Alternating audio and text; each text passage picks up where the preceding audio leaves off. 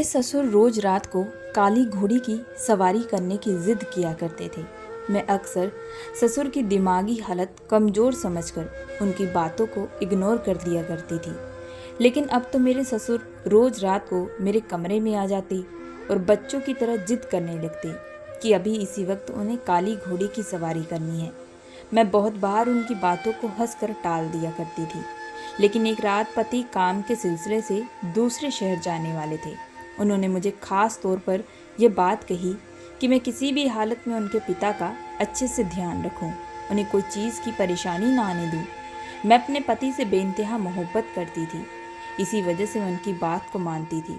जैसे ही पति शाम को घर से बाहर गए तो रात तक मेरे ससुर दोबारा कमरे में आए और इस बार वह एक छोटे बच्चे की तरह जिद करने लगी कि आज और इसी वक्त उन्हें काली घोड़ी की सवारी करनी है। ससुर को इतना परेशान देख मैंने भी चुपचाप उनकी बात को मान लिया। मैंने कहा कि बताएं मुझे क्या करना पड़ेगा। तभी ससुर ने कहा कि तुम बस घोड़ी की तरह ज़मीन पर बैठ जाओ। जैसे ही मैं उस तरीके से बैठी तो ससुर ने लाइट बंद करते ही पूरे जोश के साथ, कभी कभी इंसान अपनों से इतनी मोहब्बत कर बैठता है कि वह किसी दूसरे शख्स को अपनों के करीब भटकने भी नहीं देता और इसी चक्कर में वह ऐसे ऐसे काम कर बैठता है जिससे आगे चलकर उसे बहुत ज़्यादा शर्मिंदगी उठानी पड़ती है। मेरी ज़िंदगी में भी कुछ इसी तरीके का माजरा हुआ था। मैं अपनी ज़िंदगी में बेहद खुश थी क्योंकि मैं बचपन से ही अपने मोहल्ले के एक लड़के से मोहब्बत कर बैठी थी।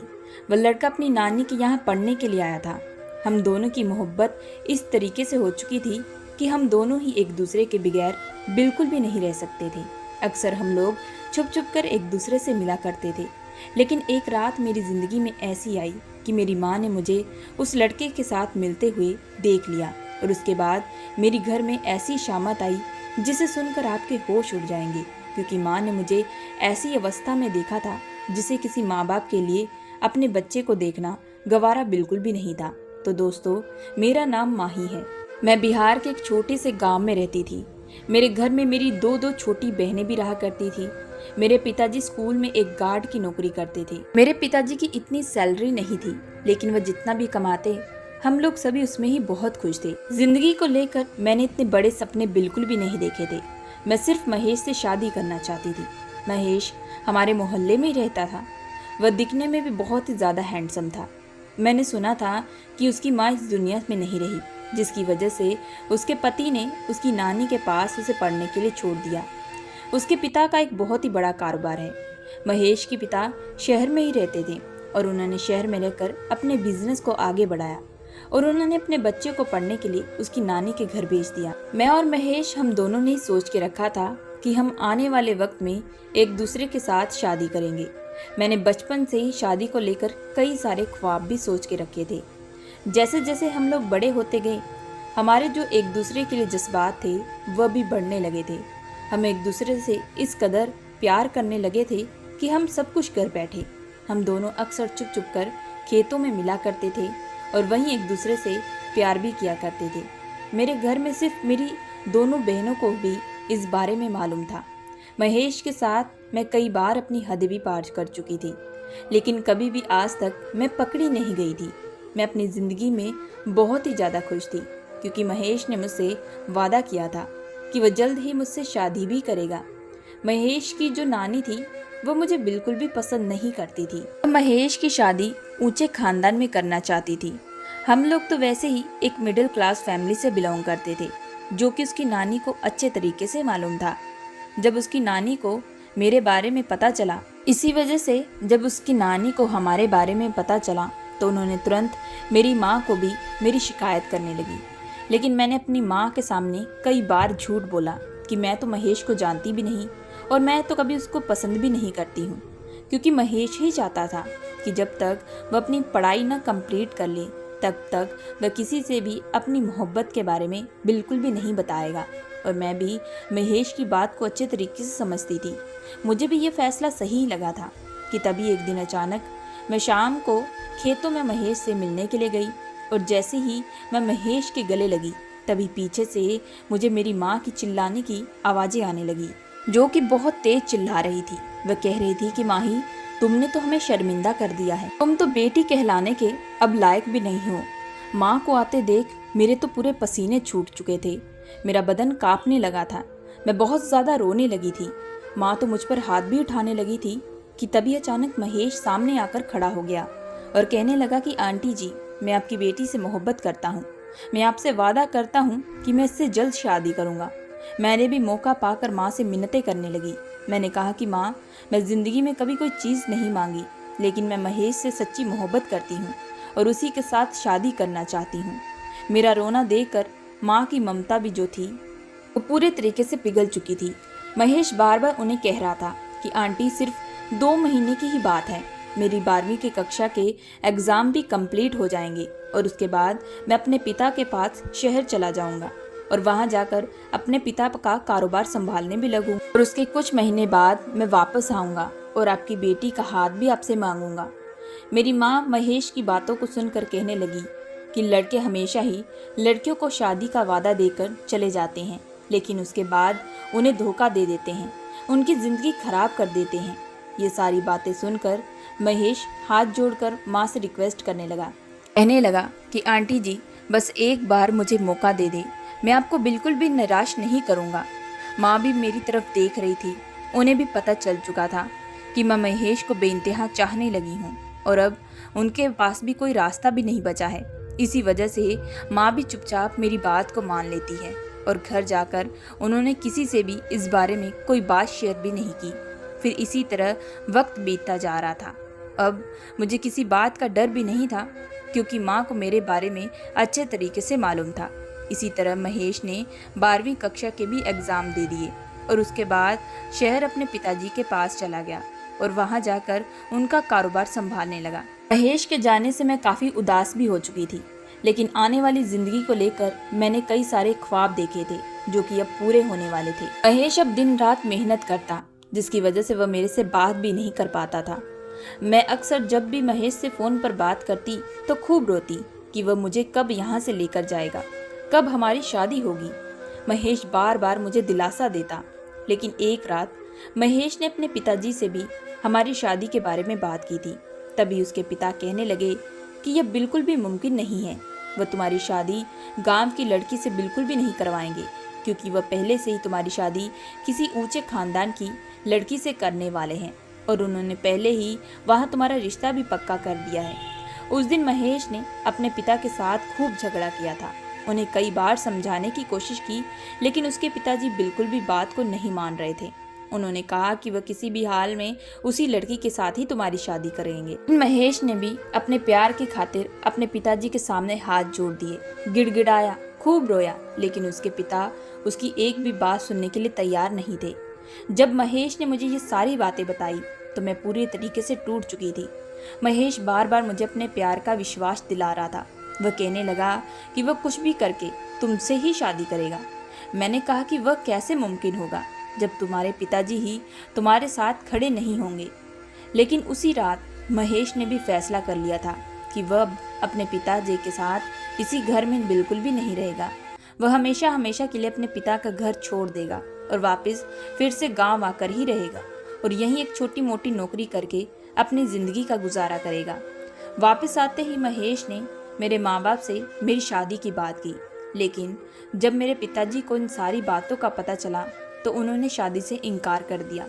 वह कहने लगे कि तुम्हारे पिताजी इस शादी के खिलाफ है, वह मेरी बेटी को पसंद नहीं करते, तो मैं कैसे एक पिता होने के नाते अपनी बेटी की शादी तुम्हारे साथ करवा सकता हूँ। महेश बार बार मेरे पिताजी के सामने हाथ जोड़ने लगा। महेश की आंखों में मेरे लिए मोहब्बत साफ दिखाई दे रही थी। वह किसी भी हालत में मुझे नहीं छोड़ना चाहता था। वह बार बार कह रहा था कि वह मुझसे ही शादी करेगा और ज़िंदगी भर मुझे खुश भी रखेगा। पहले तो पिताजी भी इस बात से इनकार कर रहे थे, लेकिन बाद में माँ ने पिताजी को संभाल लिया। माँ ने पिताजी को विश्वास दिलाया महेश लड़का अच्छा है। महेश भी कहने लगा कि जब वह शादी कर लेगा तो उसके बाद उसके पिताजी भी खुद ब खुद उसे माफ़ कर देंगे। उनके पास भी बाद में कोई चारा नहीं रहेगा, क्योंकि वही उनकी इकलौती औलाद है और वह अपनी इकलौती औलाद के साथ कभी भी कुछ गलत नहीं कर सकते। लेकिन महेश की जो नानी थी, जब उसे ये सारी खबर पता चली तो वह भी इस बात के खिलाफ हो चुकी थी। उसी दिन मेरी शादी बड़ी ही मुश्किल हालातों में हुई थी। मेरे ससुराल में कोई भी नहीं खड़ा था शादी में, पर मुझे इस बात की खुशी थी कि महेश मुझसे शादी कर रहा है।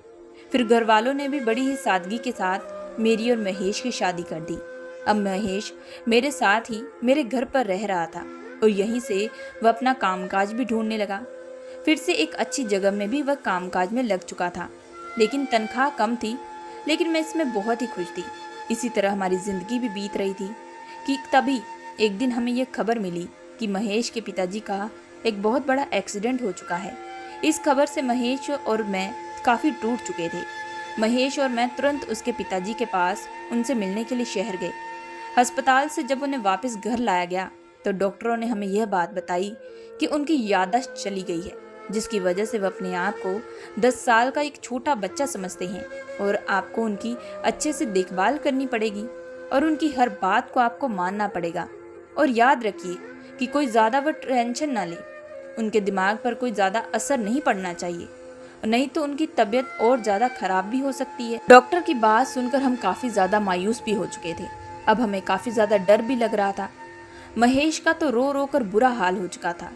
वह तो बार बार अपने आप को ही कसूरवार समझ रहा था। वह बार बार कह रहे थे कि अगर वह अपने पिताजी को अकेला छोड़कर ना जाता तो शायद उनकी ऐसी हालत बिल्कुल भी ना होती। शायद वह परेशानी हालत में गाड़ी चला रहे होंगे, जिनकी वजह से उनकी गाड़ी का एक्सीडेंट हो गया। मैं भी उनके साथ खड़ी उन्हें हौसला दे रही थी। उसके बाद मैं और महेश कमरे में आ चुके थे। महेश मुझे कहने लगे कि माही, अब से हम इसी घर में रहेंगे। मैं अपने पिताजी को ऐसी हालत में बिल्कुल भी अकेला नहीं छोड़ सकता। महेश की बात सुनकर मैंने कहा कि आप जो फैसला लेंगे मैं उसमें आपका बखूबी साथ दूंगी। आपको मेरी तरफ से कोई भी चिंता करने की ज़रूरत नहीं है। अब मैं और महेश अब उसके पिताजी के साथ रहने लगे थे। महेश को अपने पिताजी की काफ़ी चिंता रहती थी। वह अक्सर काम से आने के बाद सीधा अपने पिताजी से मिलने के लिए कमरे में चले जाते और उन्हें रोज टाइम टाइम पर रात की दवा भी दिया करते थे। मेरा काम था कि घर को संभालना और साथ ही साथ अपने ससुर की भी देखभाल अच्छे से करना, क्योंकि मेरे पति ने ससुर की देखभाल का जिम्मा मुझ पर डाल दिया था। अब मैं अपने पति को निराश बिल्कुल भी नहीं करना चाहती थी। इसी वजह से मैं दिन रात घर संभालती और ससुर की पूरे तरीके से देखभाल करती। लेकिन ससुर का व्यवहार बड़ा ही अलग था। मैं मानती हूँ कि वह अपने आप को 10 साल का बच्चा समझते हैं, क्योंकि उनकी याददाश्त जा चुकी है। लेकिन वह बार बार मेरे सामने आते और काली घोड़ी की सवारी करने की जिद करते, जिसे सुनकर मुझे काफ़ी शर्म आती। मैं बार बार उनकी बातों को घुमा दिया करती, कभी कभी बातों को टाल दिया करती, लेकिन उसके बाद भी वही जिद करते।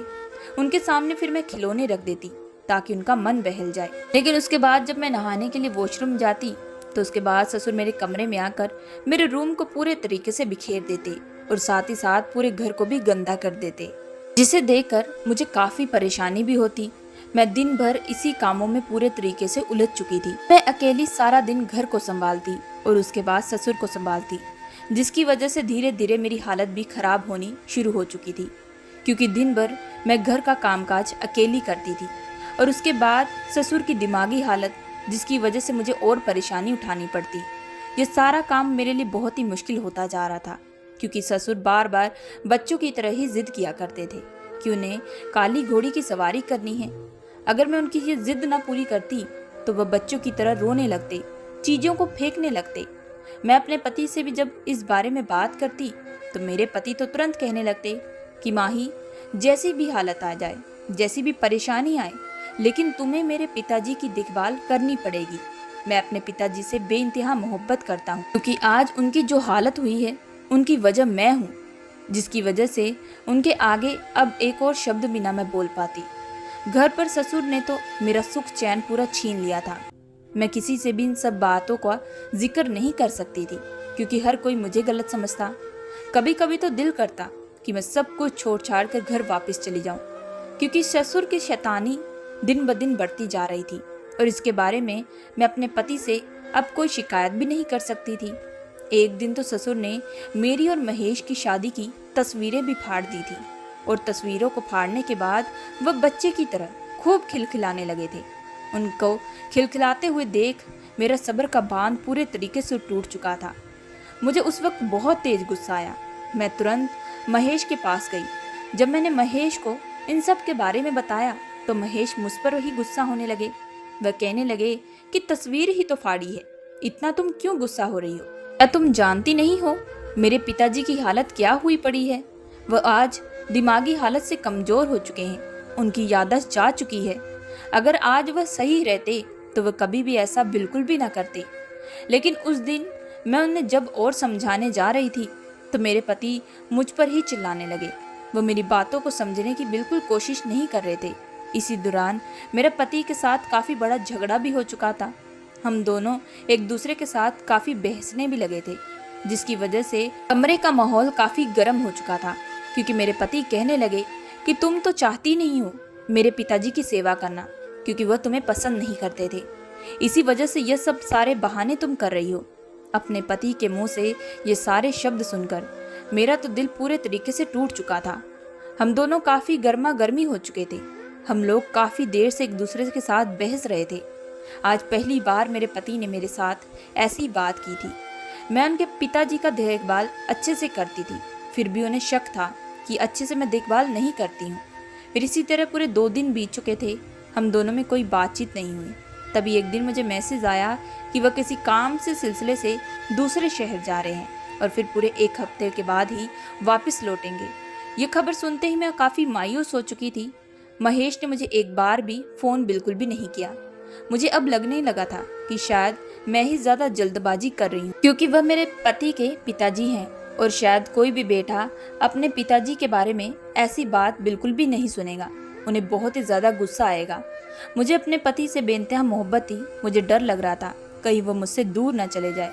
इसी वजह से अब मैं दिन रात ससुर की सेवा करने लगी। ससुर अगर मेरी कुछ चीज़ों को तोड़ देते या ख़राब भी कर देते तब भी मैं उन पर बिल्कुल भी गुस्सा नहीं करती। इन 1 हफ्ते में मैंने अपने आप को पूरे तरीके से बदल लिया था, क्योंकि मैं अपने पति को बिल्कुल भी खोना नहीं चाहती थी। मेरे ससुर मुझे जैसा कहते मैं हमेशा वैसा ही करती जा रही थी। मैं पूरा एक बच्चे की तरह ही उन्हें संभाल रही थी। तभी एक रात ससुर मुझसे जिद करने लगे कि उन्हें अभी इसी वक्त काली घोड़ी की सवारी करनी है। जब भी मेरे ससुर ऐसी बातें करते तो मैं कहीं ना कहीं अपना संतुलन खो बैठी थी। लेकिन मुझे बिल्कुल भी अब सब्र नहीं हो रहा था। मेरा दिल कर रहा था कि अभी और मैं इसी वक्त सब कुछ छोड़ छाड़ कर अपने घर वापस चली जाऊं, क्योंकि मेरे पति को भी मेरी कदर नहीं थी। लेकिन फिर भी मैंने अपने आप पर काबू पाया, क्योंकि मैं तो अपने पति से बेइंतहा मोहब्बत करती थी। उसी रात को मैंने अपने ससुर को कमरे में सुला दिया और उसके बाद अपने कमरे में आ गई। थकावट की वजह से मैं तुरंत गहरी नींद में चली गई थी। लेकिन तभी रात को मुझे अजीबोगरीब सपने आने लगे। मुझे बार बार अपने पति की याद आने लगी। मैं उनको फ़ोन करने के लिए जैसे ही उठी तभी मुझे बाहर से किसी की बोलने की आवाज़ें आने लगी। ये आवाज़ मुझे कहीं ना कहीं से मेरे ससुर के कमरे से ही आ रही थी। तभी मैं उन आवाज़ों को सुनते सुनते जैसे ही ससुर के कमरे की तरफ बढ़ी और जब मैंने खिड़की से झांक कर देखा तो मेरे ससुर अपनी सास से बात कर रहे थे। जब मैंने अपने ससुर को सही हालत में देखा तभी तुरंत उनकी वीडियो बना ली। वह अपनी सासू माँ से बात कर रहे थे। कहने लगे कि सासू माँ, आपने जो प्लान बताया था वह प्लान के अकॉर्डिंग बहुत अच्छा चल रहा है। कुछ प्लान के अकॉर्डिंग काफ़ी अच्छा चल रहा है। इसी तरीके से उन दोनों में दरार भी आ जाएगी और फिर महेश उस लड़की को हमेशा हमेशा के लिए छोड़ देगा और उसके बाद मैं अपने बेटे की शादी किसी अमीर खानदान की लड़की से करवाऊंगा, जिससे मैंने वादा किया था। माही तो एक नंबर की बेवकूफ़ लड़की है। वह मुझे बच्चा समझकर दिन रात मेरी सेवा करती है। मैं उसे बहुत परेशान करता हूँ, लेकिन उसे बिल्कुल भी कोई फ़र्क नहीं पड़ता। जब वह मेरे बेटे से मेरी शिकायत करेगी तो मेरा बेटा मेरे खिलाफ एक लफ्ज़ भी नहीं सुन पाएगा और इसी वजह से उन दोनों के बीच काफ़ी बड़ा झगड़ा भी होगा और मुझे उस मौके का ही फ़ायदा उठाना। मैं सारा प्लान अच्छे से तरीके से समझ चुकी थी। दूसरे दिन महेश घर आने वाले थे। अब मैं उनका घर पर बेसब्री से इंतज़ार कर रही थी कि जैसे ही वे घर पर आए तो मैं उन्हें उनके पिताजी की असलियत बताऊं। जैसे ही महेश घर पर आए तो मैंने जब उनके पिताजी के बारे में बात करनी चाहिए तो वह फिर से मुझ पर गुस्सा होने लगे। वह मेरी बात को सुनने के लिए तैयार ही नहीं थे और मुझसे बार बार झगड़ा करने लगे। मुझे पता था कि यही सिलसिला फिर से शुरू होगा। वह मुझ पर बिल्कुल भी भरोसा नहीं करेंगे। इसी वजह से रात को ही मैंने अपने फ़ोन में वह वीडियो रिकॉर्ड कर ली थी। जब मैंने वह वीडियो अपने पति को दिखाई तो मेरे पति ये सब देखकर हैरान रह चुके थे। वह कहने लगे कि पिताजी ने मुझे इतना बड़ा धोखा दिया, वो तो बिल्कुल ठीक है। मैं बार बार अपने आप को कसूरवार समझ रहा था। मेरे साथ उन्होंने इतना बड़ा धोखा दिया। लेकिन तभी मेरे पति को इतना गुस्सा आया कि वह अपने पिता के कमरे में चले गए। उनके पिता तब भी बच्चे होने का नाटक कर रहे थे। महेश गुस्से में उस वक्त अपने पिता पर चिल्लाने लगा।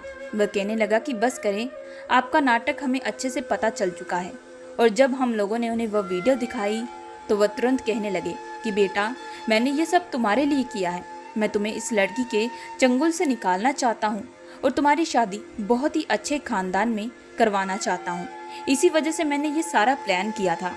तभी महेश कहने लगा कि पिताजी, आप समझते क्यों नहीं हैं? मैंने कई बार आपको समझाया है कि मैं माही से मोहब्बत करता हूँ और उसी के साथ अपनी ज़िंदगी बिताना चाहता हूँ और मैं किसी और लड़की के साथ कभी खुश रह भी नहीं पाऊँगा और उससे उस लड़की की ज़िंदगी खराब होगी। जब माँ इस दुनिया से गई थी तो उसके बाद आपने किसी और औरत से शादी बिल्कुल भी नहीं की, क्योंकि आप माँ से मोहब्बत करते थे। उसी तरह मैं माही से मोहब्बत करता हूँ और मैं दूसरी शादी के बारे में बिल्कुल सोच नहीं सकता।